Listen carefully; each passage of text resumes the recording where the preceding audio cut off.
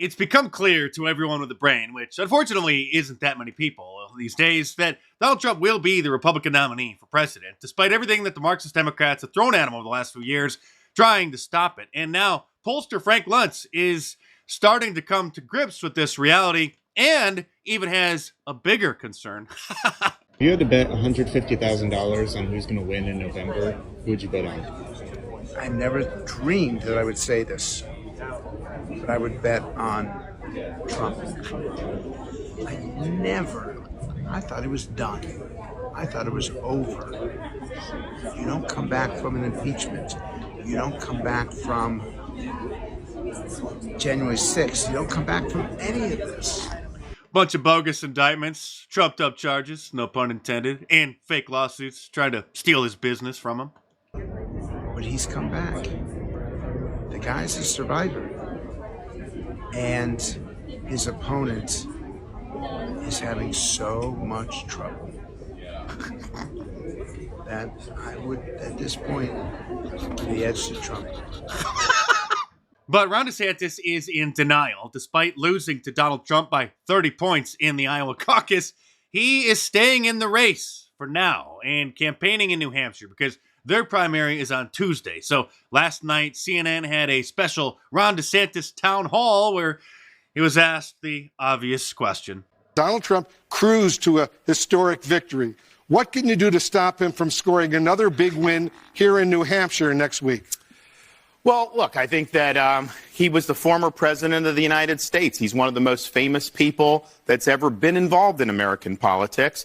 And there's obviously a lot of Republicans that appreciated his policies, but you still had roughly half of the Iowa caucus goers that made another choice. And so that tells me that there is an appetite for a different leader. And I think what I represent is somebody that has... You represent someone who lost to your opponent by 30 points, sir. Not 3, not 10, 30. And so it was very appropriate that this happened to DeSantis when he was campaigning back in Iowa earlier this week.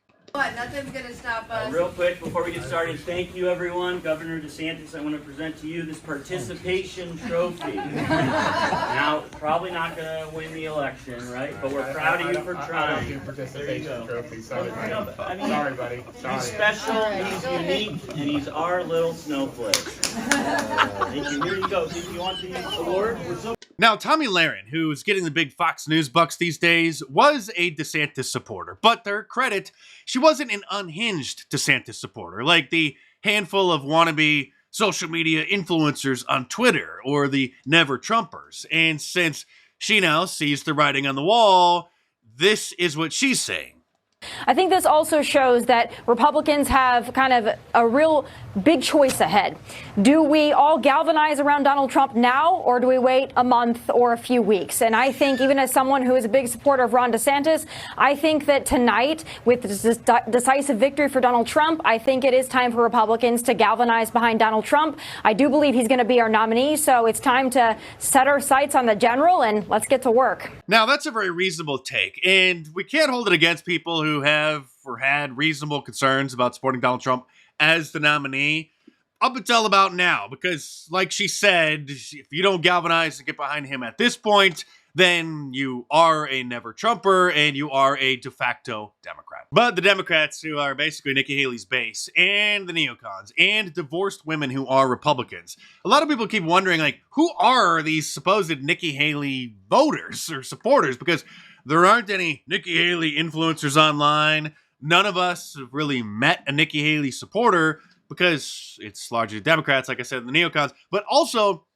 women who are not liberal, but are divorced and spiteful and have a little bit of feminism in them and just support her because she is a woman. Those are Nikki Haley supporters. So it's our job to help educate them about who neocon Nikki Haley is, as this meme demonstrates of this commemorative edition of Dem Light Beer. But it appears that she may come in second place in the New Hampshire primary and beat Ron DeSantis, and some polls are showing her very close to Donald Trump. And then the next primary after that is in her home state of South Carolina. So I'm not sure how close she is to Donald Trump there, but the establishment is going to do everything that they can to try to squeeze out a victory or two of her, to try to make it appear as if she has some sort of chance of beating Donald Trump in the overall primary process. She doesn't, and this meme illustrates her delusions. Happy birthday to this future president.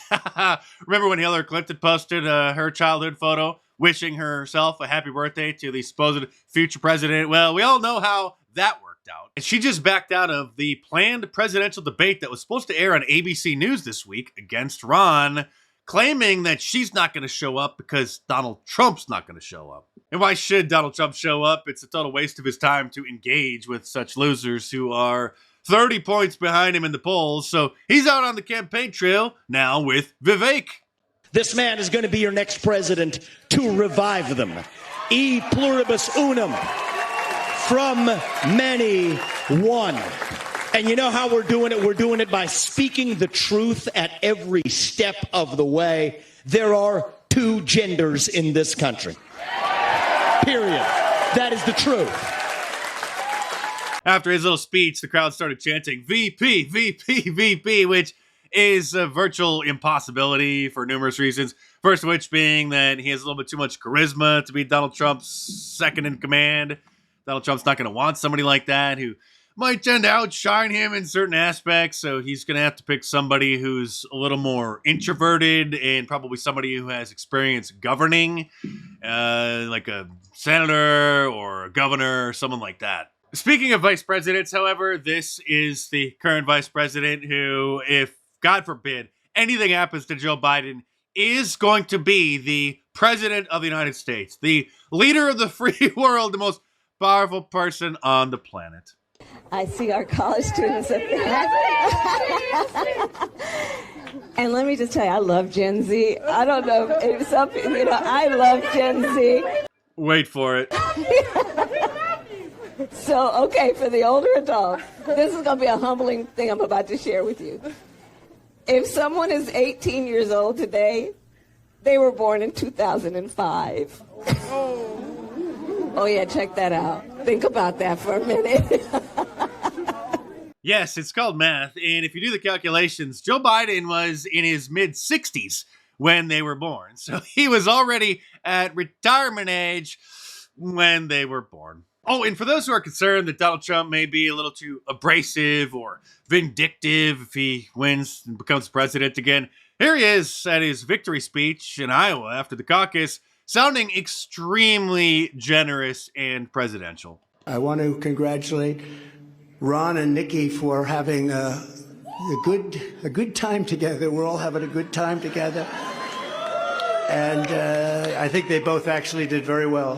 Now, I would have called them losers whose campaigns have failed despite their attempts to try to stab Donald Trump in the back, especially Nikki Haley, who said that she wasn't going to run again if he was going to run, and little Ron getting whispers in his ear from the Republican establishment that he should get in because Donald Trump's campaign is going to stall after the indictments come. But you got to admit, that was more than nice. Something that's not nice, however, is the war on conservatives, which we've all been experiencing and seeing growing over the last 8 years on social media, in the schools and universities, in corporate America, in Hollywood. Something I detail in my new book, The War on Conservatives, which you should order in paperback from Amazon.com, or click the link in the description below. If you like watching my videos, you're really going to love reading the book because there's only so many topics I can get into without getting myself into trouble in these videos. But there are deep dives and detailed research in the book. So head on over to Amazon.com or click the link in the description below and check it out.